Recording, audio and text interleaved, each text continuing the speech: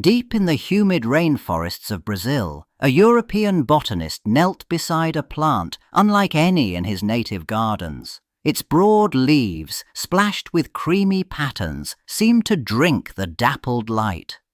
But his local guide pulled his hand back sharply, whispering a name in Tupi that meant the plant that silences. The indigenous people never touched its thick, fleshy stems. The botanist carefully noted the observation in his leather-bound journal, the ink staining the page in the tropical heat. He watched as the guide used a broad leaf to avoid direct contact while pointing out the plant's location. All around them, the forest teemed with life, yet this particular specimen commanded a wide, respectful berth from the local community. Similar reports began filtering back to Europe from the Caribbean islands. Sailors and naturalists wrote of a mute plant, whose sap, if it touched the lips or tongue, could steal a person's voice for days. The stories were consistent: beautiful foliage, a milky juice, and a profound, cautious fear from those who knew the land best. The plant that silenced those who touched it now needed a proper name. Decades after those first European encounters in the rainforest, the specimen arrived at the Imperial Gardens of Vienna. There, the head gardener, Heinrich Wilhelm Schott, examined its broad, lance-shaped leaves, each one a canvas of deep green, slashed with creamy white veins. He would classify it within the vast Araceae family, naming the genus Dieffenbachia in honor of his predecessor. Schott's meticulous work coincided with a European craze for exotic flora. Botanical illustrators, their hands stained with ink, carefully captured the plant's distinctive variegation for published folios. These detailed drawings served as a catalogue for wealthy collectors who commissioned expeditions to bring living specimens back across the Atlantic. The plants travelled in Wardian cases, miniature glass ecosystems that kept them alive on the long sea voyage to new homes. Soon Dieffenbachia thrived behind the steamed glass of European orangeries and private conservatories. It was prized purely for its striking appearance, a tropical curiosity admired from a safe distance. The dangerous sap within its stems was an obscure footnote in botanical texts, a hidden truth beneath the elegant foliage displayed for society's enjoyment in these humid, artificial jungles. As Dieffenbachia specimens travelled from botanical collections into the wider world, their danger moved from theory to documented reality. In 1835, a German physician stationed on a West Indies plantation published a chilling case report. The subject was a field labourer who, parched under the tropical sun, had snapped off a stem of the decorative plant and chewed it for moisture. The reaction was instantaneous and violent. A searing chemical fire erupted across his tongue and the lining of his mouth. His tissues began to swell, the tongue thickening until it felt like a foreign object trapped between his teeth. Within minutes, any attempt to form words produced only choked, guttural sounds. His vocal cords were already tightening under the assault. For 3 agonizing days, the man remained utterly mute, communicating through desperate gestures as inflammation sealed his throat. The physician meticulously recorded every symptom: the profuse salivation, the inability to swallow, the palpable fear in the man's eyes. This was no allergic reaction, but a precise, brutal defense mechanism enacted by the plant itself. As reports of the West Indies case circulated, physicians across the Atlantic began recognizing a pattern. In London's medical quarter, a surgeon recorded a new symptom in his leather-bound journal. A gardener, after pruning a specimen in a wealthy patron's conservatory, had rubbed his eye with a sap-smeared thumb. Within minutes, he was clutching his face, blinded by searing pain, as if ground glass had been scraped across his cornea. The same agonizing story repeated in New York. An apprentice at a commercial nursery was transferring young plants to decorative pots. A drop of milky juice flicked from a broken stem onto his eyelid. He blinked, and the world dissolved into a white-hot blur. Colleagues rushed him to a clinic where doctors, baffled, irrigated the eye for hours before the inflammation slowly began to recede. By the century's end, the connection was undeniable. Medical literature from Boston to Birmingham was filled with nearly identical accounts. Gardeners, florists, and curious children all suffering temporary blindness after the sap met their eyes. The plant's common name, dumb cane, now carried a double meaning. It could steal your voice, or it could steal your sight, all through the same treacherous, invisible needles. The medical warnings from the previous century faded as the 1920s brought a new obsession, the indoor jungle. Parlours that once held only ferns now displayed towering Dieffenbachia in ceramic pots, their broad, variegated leaves catching the light from lace-curtained windows. Nursery catalogues and magazine advertisements touted the plant's resilience, boasting it could flourish in the dim corners of a modern apartment where other greenery would wither. In a sun-starved office in Chicago, a secretary carefully wiped dust from the glossy leaves of her desk plant, its thick stem promising vitality.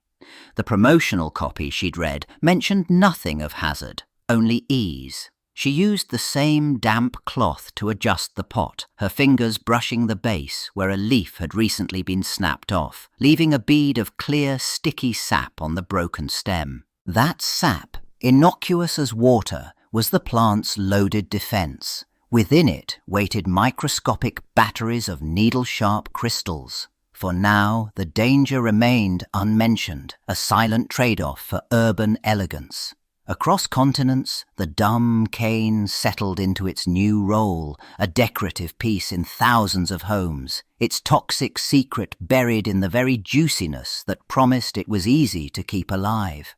By the 1950s, the dumb cane's danger was well documented, but its precise weapon remained a botanical mystery. In university laboratories, researchers finally turned their focus from cataloguing symptoms to dissecting the plant's cellular architecture. They sliced thin sections of the thick stems and leaves that had caused so much pain, placing them under the powerful lenses of modern microscopes. The view through the eyepiece revealed a hidden arsenal. Scattered throughout the plant's flesh were specialized bulbous cells called idioblasts. Inside each one, packed like needles in a syringe, were bundles of sharp, crystalline spears. These were raphides, microscopic shards of calcium oxalate, perfectly formed and waiting for release. The plant's defense was not a liquid poison, but a physical one. The mechanism became clear. When teeth crushed the plant tissue, the pressure ruptured the fragile walls of the idioblasts.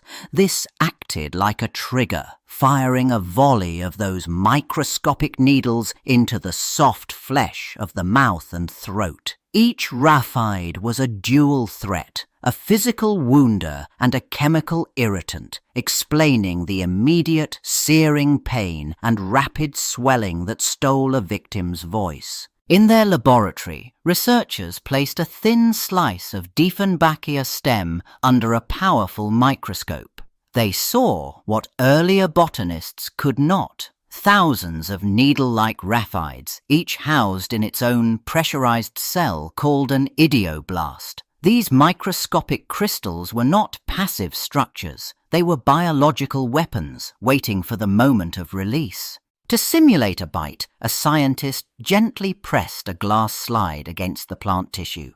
The idioblast cells ruptured. Under the lens, the raphides fired out like microscopic darts. The mechanism was purely mechanical, a physical defense. The crystals were sharp enough to pierce soft membranes, creating hundreds of tiny entry wounds in an instant. But the assault was twofold. Each raphide was not just a glass shard. It was also coated with and surrounded by soluble oxalates and proteolytic enzymes. As the crystals embedded themselves in the flesh of a mouth or throat, these chemical irritants flooded the fresh punctures, triggering the intense burning pain and rapid swelling that could steal a voice. The laboratory discovery of those microscopic glass-like shards explained the surge in reports that began flooding American poison control centers by the 1970s.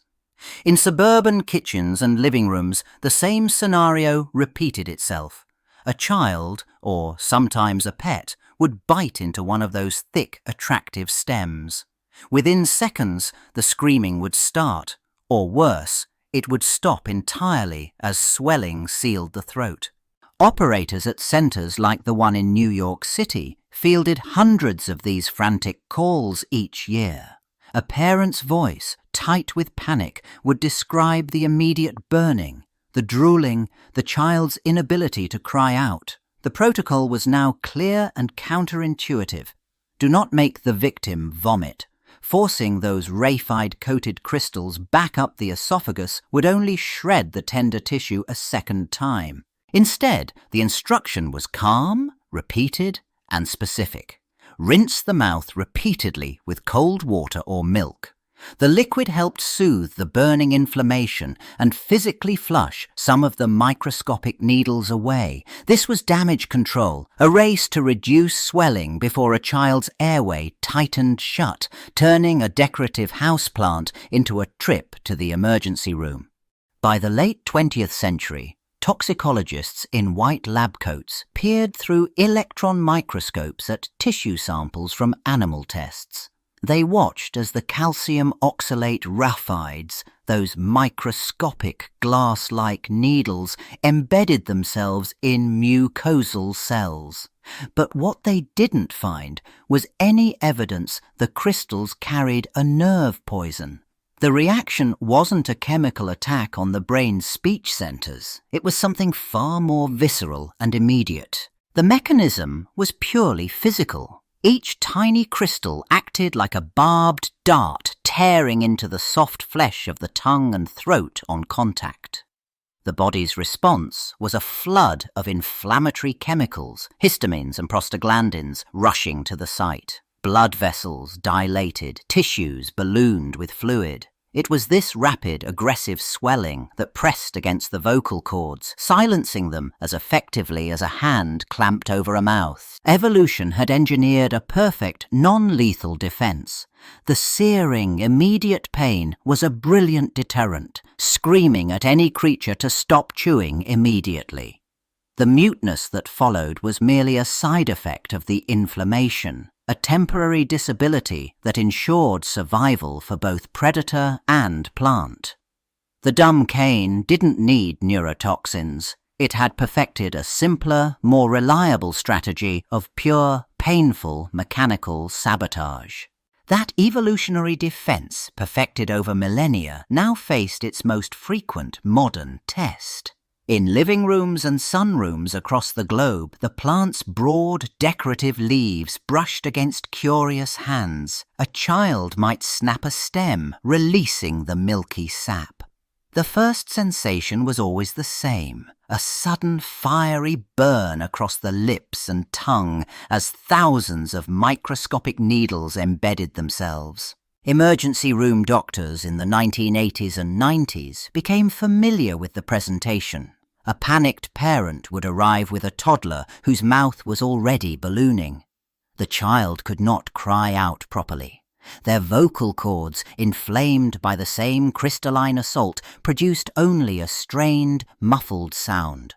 Treatment was supportive. Cool fluids, observation, and the grim wait for the swelling to subside.